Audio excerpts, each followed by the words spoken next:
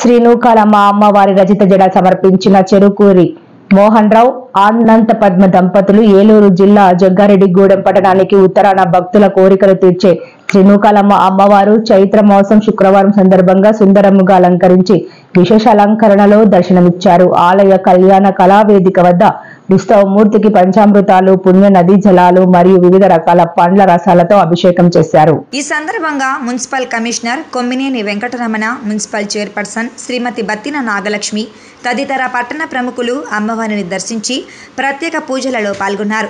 ఆలయ chairman doctor రాజానా Satyanarayana మాట్లాడుతూ అమ్మవారికి కీర్తిశేషులు తాళ్లూరి వెంకట్రావు, రామలక్ష్మి దంపతుల జ్ఞాపకార్థం వీరి కుమార్తె చెరుకూరి మోహన్ రావు అనంత పద్మ దంపతులు 70,000 రూపాయల విలువ గల వెండి జడను సమర్పించారు.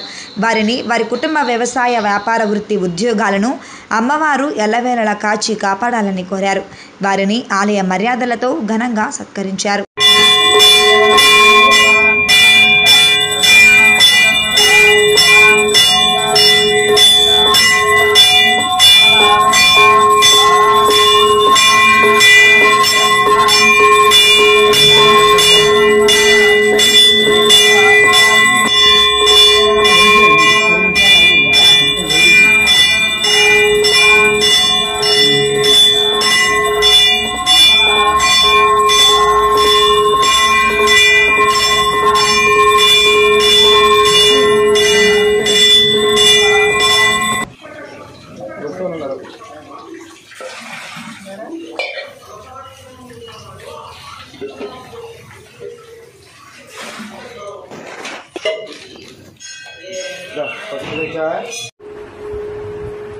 ఓం శ్రీమాత్రే నమః.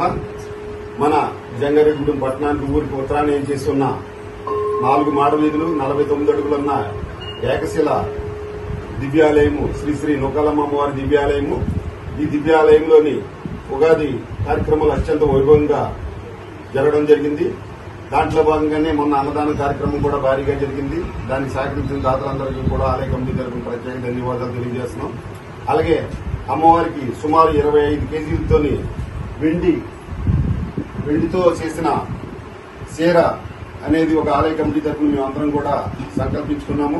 దీంట్లో భాగంగానే జంగారెడ్డిగూడెం పట్టణ ప్రజలే కాకుండా పరిసర ప్రాంత ప్రజలందరూ కూడా అమ్మవారికి వెండి రూపంలో గాని ధన రూపంలో గాని ఇవ్వడం జరుగుతుంది.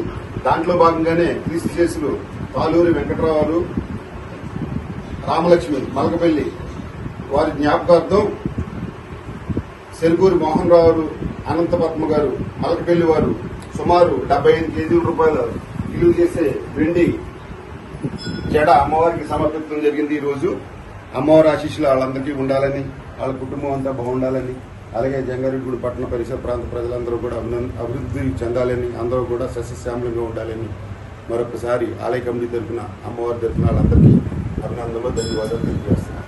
అలాగే ఈ వెండి చీరకి అందరూ కూడా సహకరించాలని ఆలయ కమిటీ తరఫున ప్రత్యేకంగా మీ అందరినీ కోరడం జరుగుతుంది.